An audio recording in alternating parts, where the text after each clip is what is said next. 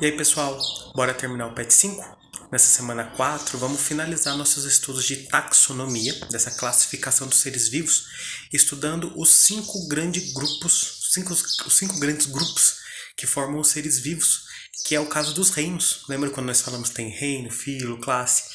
Vamos falar sobre os reinos, os 5 reinos dos seres vivos, as características deles e como são os seres vivos que formam cada um.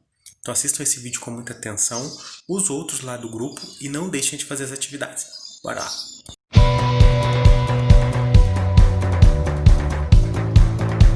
Vamos finalizar o nosso PET 5 e nessa semana 4 nós vamos falar sobre os grandes grupos de seres vivos, né? Lá na semana 1 a gente viu que existem os táxons, aqueles grupinhos que os cientistas vão colocando os seres vivos, né? O reino, a classe, o reino, filo, a classe, a ordem, a família, o gênero e a espécie.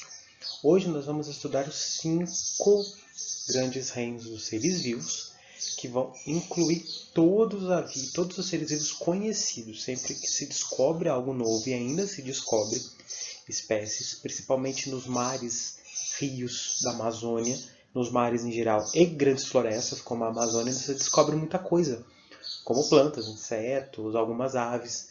Ainda se descobre muita coisa, além de micro-organismos. Tudo isso ainda é colocado nesses reinos que crescem a cada dia, a cada pesquisa, né? Considera-se mais ou menos umas 10 milhões de espécies já catalogadas e outras milhares aí esperando para ser catalogada, e que é o grande problema da destruição desses ambientes, de florestas, de mares, que às vezes muitos seres vivos podem entrar em extinção antes mesmo do ser humano conseguir conhecer eles. Então nós vamos falar um pouco dos reinos, do histórico deles e as principais características de cada um, de acordo com aquelas características que nós estudamos na semana 2 e 3, as características gerais dos seres vivos. Então vamos lá. Aqui primeiro um histórico de como foi feito a distribuição, a criação desses grupos de seres vivos. Como a gente falou lá no comecinho desse PET, desde sempre o ser humano ele pesquisou, ele classificou, ele quis agrupar os seres vivos em grupinhos, em conjuntos, para facilitar o estudo dele, né? Para ficar mais fácil o estudo e tudo mais. Desde a Grécia Antiga, desde a Grécia Antiga, já tem os primeiros relatos de classificação de seres vivos, com esses dois filósofos, o Aristóteles, que cuidou de estudar animais, classificar animais, e o Teofrasto, que já mexia com plantas. Então, nessa época, embora ainda não tivesse um nome para o reino, para essa divisão, a gente já tinha grupos de animais e plantas que eles conheciam, formavam grupo dos animais conhecidos, grupos das plantas conhecidas. Lá no século XVIII, Linneu, aquele cara lá do nome científico que a gente viu na semana 1, já instituiu 2 reinos, o reino animal e o reino vegetal. Ele ainda tinha o reino mineral, que cuidava de pedras e rochas, mas não são seres vivos, então não vem ao caso aqui.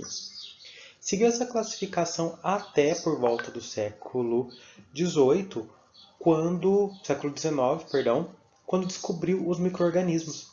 Até o Linneu não se sabia de bactéria, de protozoário, de fungo. Cogumelos eram considerados plantas, né? Não sabiam que cogumelos era completamente diferente, só porque era uma coisa paradona ali, pensaram que era uma planta. Mas lá no século XIX, o Haeckel, ele já, com estudos com microscópios, ele já descobriu a questão de micro-organismo, já se estavam conhecendo bactérias, protozoários e fungos, então ele criou mais um reino, que eu destaquei aqui de vermelho, o reino protista. Então aqui a gente tem, nessa época, o reino animal e vegetal, que sempre já tinha, né, com plantas e animais, só que aí ele criou o reino protista, agora colocando os micro-organismos que estavam acabando de ser descobertos. Mas aí no século XX foi mais aperfeiçoado, porque novas tecnologias, novos microscópios, novos estudos permitiu conhecer melhor os seres vivos. Aqui, então, lá no início do século XX, o Copland ele criou o reino Monera. O reino protista, que tinha protozoários e bactérias tudo misturado, ele separou em 2. Criou então o reino Monera, onde ele colocou bactéria, cianobactéria e as arqueias. O protoctista, que seria o antigo reino protista. O reino Metáfita, que são as plantas, o reino Metazoa, que são os animais. Aí, passando mais algumas décadas, o Whittaker já criou mais um reino, agora colocando os fungos. porque viram que fungo não é planta, fungo tem todas umas características que distinguem eles de todo o resto.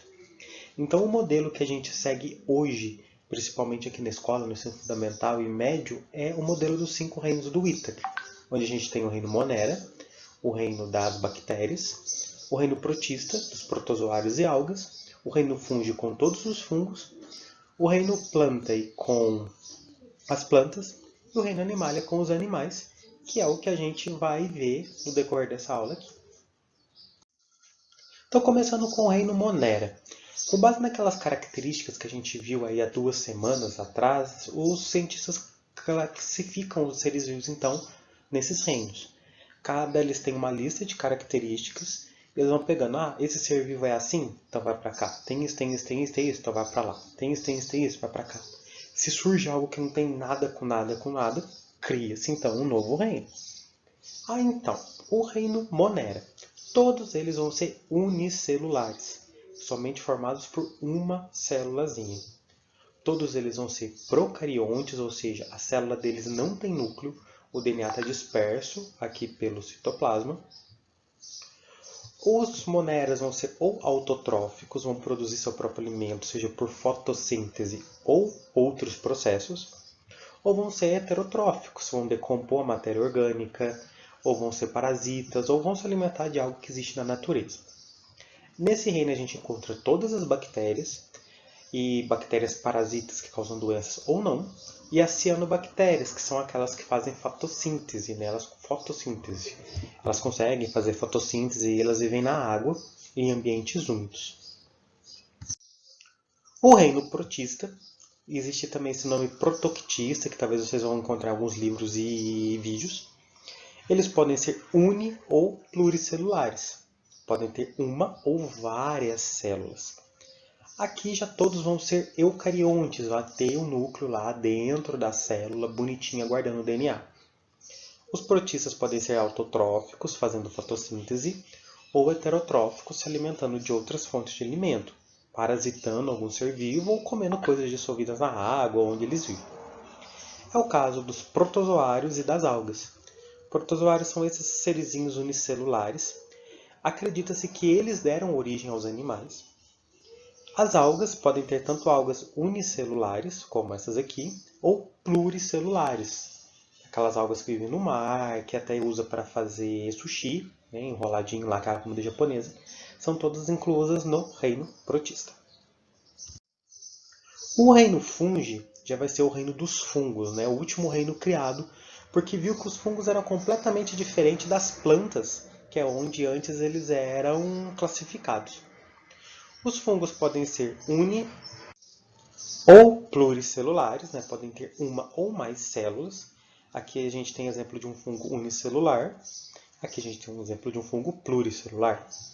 Todos vão ser eucariontes, todos vão ter o núcleo bonitinho, guardando o DNA dentro da célula. Todos os fungos também vão ser heterotróficos. Não tem fungo que faz fotossíntese.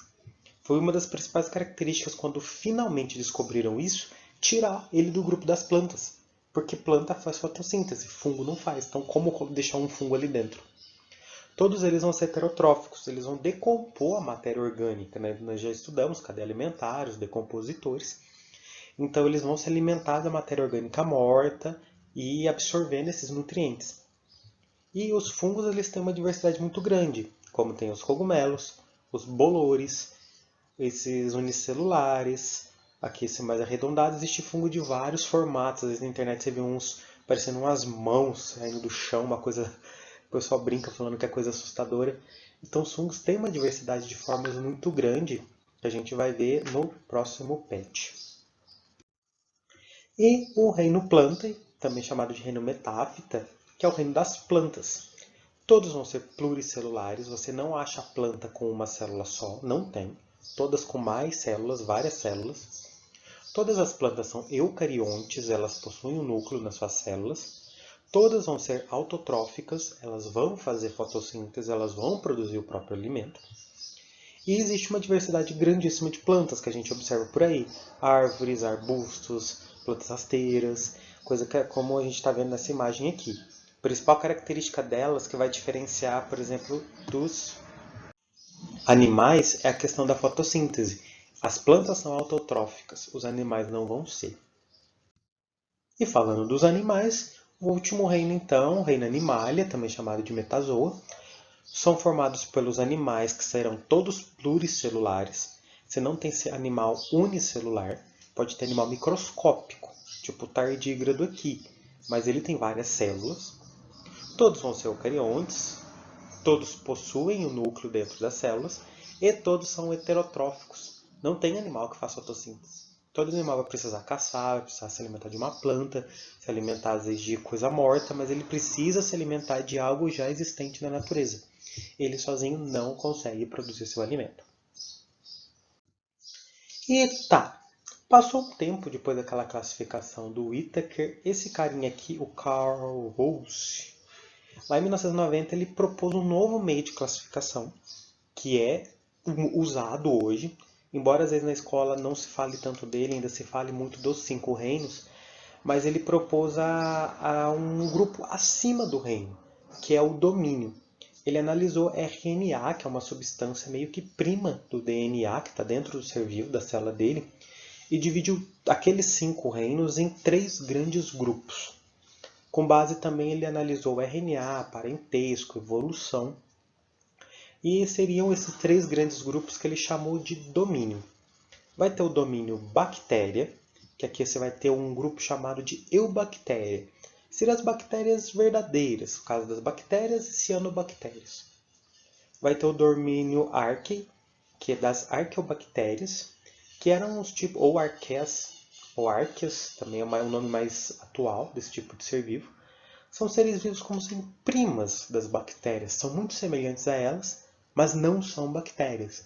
Na análise de como é a célula delas, se percebeu que elas têm muita coisa diferente. São seres vivos que a gente chama de extremófilos, eles vivem em situação extrema, ou frio demais, ou calor demais, ou local muito salgado, ou às vezes lagos com substância tóxica para a gente, esse tipo de ser vivo consegue viver. Então as árqueas são uns seres vivos muito estudados, muito curiosos, porque às vezes o gelo está derretendo lá nos polos por conta do aquecimento global. Esse bicho aparece ali no gelo derretido, continua vivo depois de milhares de anos congelados. Os cientistas adoram estudar isso para saber que tipo de ser vivo que é, como que é a adaptação dele, porque se ele consegue sobreviver em condição tão extrema aqui no planeta, quem garante que às vezes em outro planeta não possa ter ser vivo semelhante? Como por exemplo luas de Júpiter e de Saturno, que se estuda uma possível vida ali, talvez pode ser uma arquea ou algo semelhante, né? Existe uma pesquisa séria de vida em outros planetas que busca esse tipo de ser vivo. Então as arqueas são muito estudadas. Então nós temos o domínio bactéria, que tem as bactérias normal, o domínio archaea, que vai ter as arqueas, e o domínio eucária, que vai ter os eucariontes, ó, um nome parecido. Então no domínio eucária você vai ter todos aqueles filhos que a gente falou que são eucariontes. O protista, com os protozoários e algas, os fungos, né, do reino fungi, o reino planta, com todas as plantas, e o reino animalia. Então são 4 reinos que englobam esse domínio eucária, todos aqueles eucariontes. E a classificação, pessoal, sempre é feita, isso nunca acaba. A cada vez mais o cientista está analisando coisa nova, percebendo coisa nova, ele tenta complementar para tentar fazer um grupinho mais semelhante, com seres vivos mais parecidos uns com os outros, porque ainda não está naquele grupo perfeito, ainda tem muita coisinha que eles tentam acertar. Mas para a gente aqui, a gente precisa, vamos preocupar somente com isso, os 5 reinos, Monera, protista, fungi, animal e planta, e os 3 domínios, bactéria, arquea e eucária, pensando que são grupos acima do reino, né? Como se fosse um grande grupo que engloba um reino menor. Entendido? Então vamos ver as atividades dessa semana. Número 1. A classificação de Whittaker divide os seres vivos em 5 reinos. Com base nos estudos da semana, responda. Letra A. Cite características do reino vegetal referente aos critérios modo de nutrição e número de células. Vamos falar como que a planta se alimenta e como que é a quantidade de células dela aí. Na letra B, liste quais seres vivos pertencem ao reino Monera. O reino Monera abriga que tipo de ser vivo. Na letra C, Enumere características comuns a fungos e protistas. Então vamos comparar o reino fungi e o reino protista. O que eles têm de igual? Tem muita coisa diferente, mas tem coisas iguais. O que é igual aí? Na dúvida, volta o vídeo, compara os slides aí, olha no pet que vai estar tudo ali. Número 2. Descreva como a evolução da tecnologia contribuiu na classificação dos seres vivos. A gente falou aqui a questão de microscópios, a descoberta de coisa nova, análise do RNA. Então, como assim, a evolução da tecnologia, da ciência, contribui para que se descubra coisas novas nos seres vivos e daí classificar melhor eles. A número 3. São organismos pertencentes ao reino protista. As bactérias e os fungos, os protozoários e as algas, os animais e protozoários ou somente protozoários. Uma dessas aqui vai estar os membros do reino protista, só marcar a alternativa certa. A número 4. Analise as afirmativas abaixo e indique a que possui representantes de seres vivos com base nos seguintes critérios. Então, nas alternativas, você vai ver as alternativas e falar qual delas os representantes seguem esses critérios aqui. Todos devem ser eucariontes, podem ser pluri- ou unicelulares e devem ser heterotróficos por absorção. O que quer dizer ser heterotrófico por absorção? Quer dizer que ele decompõe a matéria orgânica. Ele absorve coisa, ele vai decompondo as coisas. Então tem que ser eucarionte, uni- ou pluricelular e decompositor. O coqueiro e o musgo faz isso? A bactéria e o cogumelo faz isso? O cogumelo e a levedura faz isso? Ou é a ameba e o musgo que vai fazer isso? Então você vai marcar a alternativa onde os dois seres vivos da alternativa fazem isso daqui que eu destaquei. E a número 5. Observe o esquema atual de 3 domínios e responda. Então aqui a gente tem o domínio bactéria, o domínio arquea e o domínio eucário. Identifique o maior domínio e cite os reinos que pertencem a ele. Aqui fica fácil fazer. Pela corzinha, pela quantidade de reinos aqui em cima, qual é o maior, aquele que tem maior número de seres vivos, de reinos ali dentro. Na letra B, pesquise sobre arqueobactérias, as árqueas, mas às vezes na internet você vai achar o nome árquea, e responda. Em que ambientes elas são encontradas? A gente comentou sobre isso. Uma curiosidade aqui, pessoal, arqueobactéria quer dizer bactérias antigas. O arqueo lembra lá da arqueologia, que estuda coisas antigas. Esse termo é antigo, arqueobactéria, não se usa muito mais, usa-se o arquea, mas seriam bactérias antigas, que acreditavam que as arqueas seriam um dos primeiros seres vivos a surgir no planeta. Hoje já viu que não é bem assim, mudou um pouco, mas as arqueas são bem, por causa dos ambientes que elas vivem, elas têm essa coisa do extremo, do antigo, do primitivo. E a letra C, explique por que os vírus não se enquadram em nenhum dos reinos dos seres vivos. Eu não falei de vírus ali atrás, porque ele não se enquadra. A gente falou dele, eu acho que é quando falamos de célula. Ser vivo ele não tem nenhuma daquelas características de ser vivo que a gente viu ali. Ele não tem célula, ele não tem um metabolismo próprio, ele só consegue sobreviver dentro do corpo de outro ser vivo. Se ele não está no corpo do ser vivo, ele é uma bolota de proteína. Mas se cai na gente, entra na gente, aí ele começa a ser ativo. E esse é um dos motivos que o vírus não se enquadra em um desses reinos e nem se criou um reino vírus, porque o vírus não é considerado um ser vivo para a maioria dos cientistas. Certo, pessoal? Então espero que esteja tudo bem. Qualquer dúvida, vê esse vídeo de novo, os outros comandos no grupo, leia com bastante atenção e não deixe de me mandar as atividades. Viu? Estamos aí terminando o ano, não vamos deixar enrolar, porque senão vai ficar muito complicado colocar tudo em dia. Então a gente fica por aqui e até mais.